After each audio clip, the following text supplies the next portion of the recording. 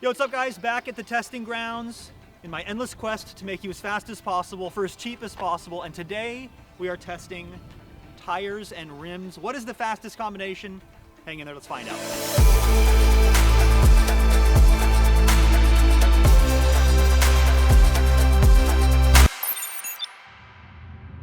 Okay, so how exactly are we gonna do this? Well, channel sponsor Performance Bike, they were kind enough to provide every single size of Continental GP5000 tire. That is the 25, the 28, the 30, and the 32. And we're gonna mount each one on these Dura-Ace C50 wheels. The reason I chose these wheels specifically is because they are kind of middle of the road when it comes to rim width. That's the important measurement when you're thinking about speed and aerodynamic performance, is the outside diameter of your rim and how that compares to the outside diameter of the tire when mounted at full pressure.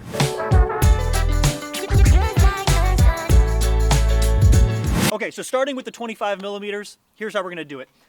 You guys probably already know, but in case you're new here, we have a known course. I'm gonna run it at a known power in a known position, and we're just gonna find out which one rolls the fastest. The 25s, the 28s, the 30s, or the 32s.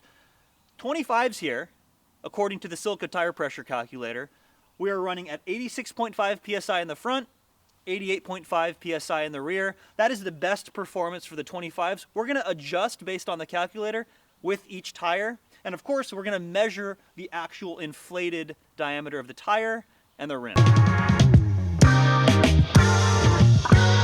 right, 25s actually mounted, measure just a shade over 25, 25.73. And then the outside diameter of the rim is a little over 27.5.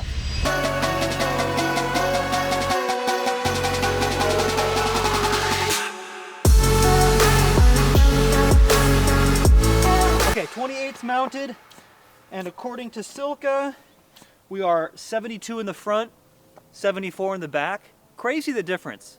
25 to 28, we're already, what is that, 14 PSI lower as an optimal pressure.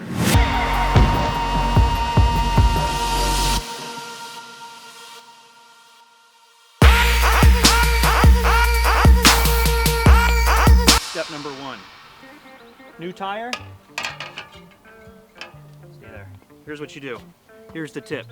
Brand new tire especially is you just give it a little bit of a stretch. Just give it a little bit of a stretch. Nothing crazy, but this will make your job of putting it on the rim a little bit easier. I stretch each side a little bit. That's the first tip. Next tip is make sure you have the direction going the right way. Because a lot of people don't realize tires have a direction. Most tires have a direction. How do you know what the direction's at? There's a little arrow here. This is bonus points. Valve hole right here. Match the logo with the valve hole. If you know, you know. A little bit of air in the tube first. Last tip. You're struggling with that last little bit, are you? Mm-hmm. Everyone does.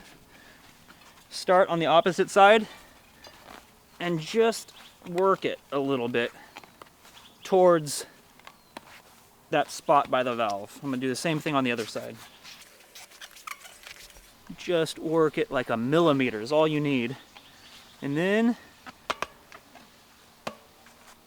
it just rolls a little easier, snaps in place. Got the 30s mounted. Hands are dying now. we're getting there. But we're pumping them up now to their optimal pressure, according to the Silca calculator. Rear has 66.5 PSI, front 65 PSI.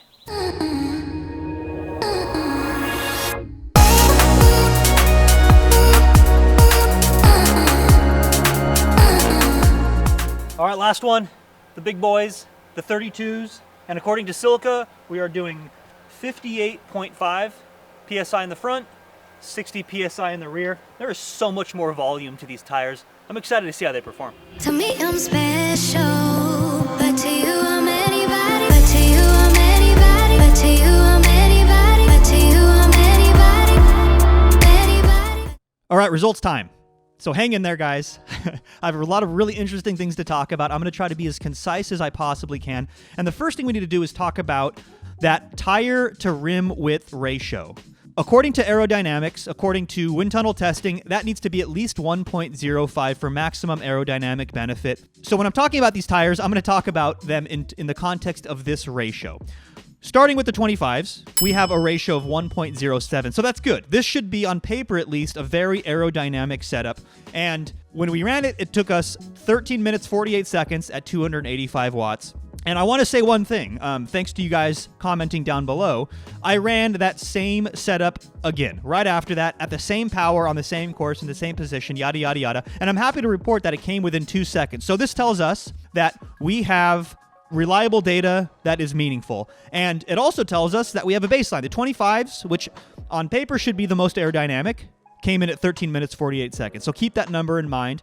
Then we moved on to the 28s, and at 285 watts, we ran the same loop in the same position, 13 minutes, 32 seconds. So we're immediately shaving 15 seconds off, which is pretty incredible. And that is at a lower performing ratio of 0.98. So this is an aerodynamically inferior setup with these rims. How can that be? We're going to talk more about that in a second. First, let's just get through the results of the testing. 30s, we did same power, 13 minutes, 50 seconds. So we actually gave back a little bit of time. And then 32s, the chonky boys, an even worse ratio of 0.87, also known as the light bulb setup because it makes your setup look like a light bulb. Around the same, actually, surprising, 1349. So let's talk about why this is the case, why we're seeing this. We have a aerodynamically superior 1.07 ratio on the 25s. So the aerodynamics are good, we know that. But the rolling resistance is crap. The comfort is crap. Trust me, out on the road when I ran the 25s, it didn't feel great. Also, the cornering, I'm not confident on smaller tires like that. It's lower volume, it's a smaller contact patch.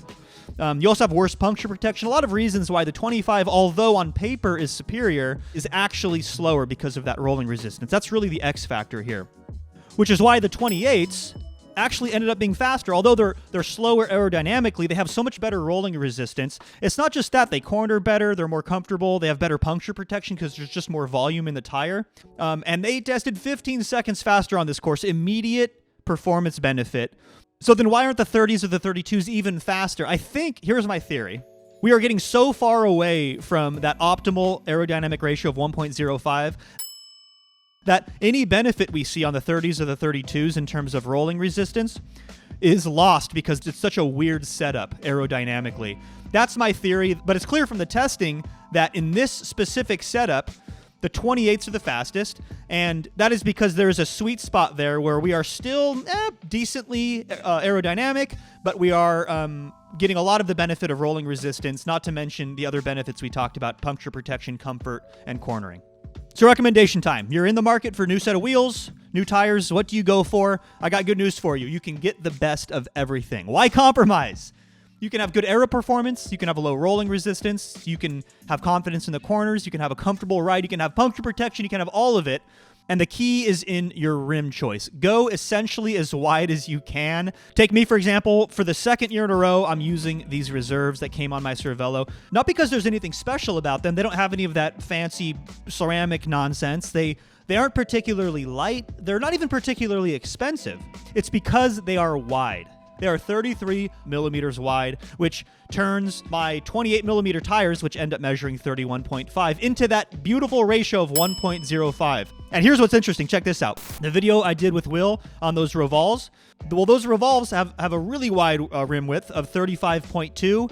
And then when we put on the 34s, which actually measure 33.1, guess where we're at again with the ratio? 1.06. But look, I don't want you to stress out if you already have a set of carbon race wheels that maybe are kind of narrow, or maybe you have an older frame that doesn't accommodate such wide tires. None of these are reasons that you can't go out and win a race, guys, right? We talk about equipment, but let's not forget that I've been beaten by people who run 23s on alloy rims. Shit, I've beat people on 23 millimeter gator skins on alloy rims. Good training, good strategy, good nutrition. These things are all far more important to success in this sport, which is why that's a big emphasis in the masterclass that I sell.